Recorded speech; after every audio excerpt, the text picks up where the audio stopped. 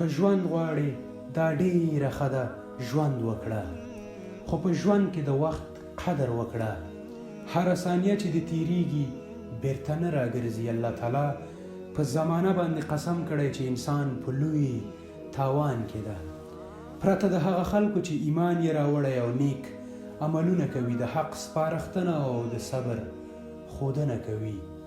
امام شافعي رحمه الله فرمایي ما په خپل ژوند کې د خپلو مشرانو څخه 2 خبرې زده کړي چې ماته په خپل ژوند کې ډېره ګټه را رسولې. اولی دا چې وخت د یوې تیرې تورې په څیر ده، که وخت تا غوڅ کړ خو ډېره ښه ده، که نه نو وخت به تا غوڅ کړي. اوس دې خوښه خپله چې وخت په خپله خوښه تېروي، او که ځان دې وخت ته ورسپاري چې هر طرف ته یې خوښه شي، د وخت چپې به دې هملته بیایي. دومه خبره چې ماته په خپل ژوند کې ډېر څه راکړي هغه دا چې خپل ځان په نیکو کړنو کې مصروفه کړئ، که نه نو نفس به مو په بدیو کې مصروفه کړي.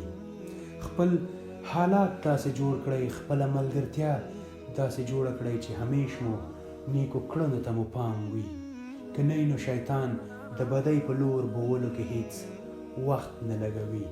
هغه فرمایي چې د یو انسان د اسلام ښکلا دا ده چې هغه بې مقصده کارونه پرېږدي، او د انسان ژوند له هر څه ډېر قیمتي دی. یوه ساه باید با مقصده واوسي. السلام علیکم.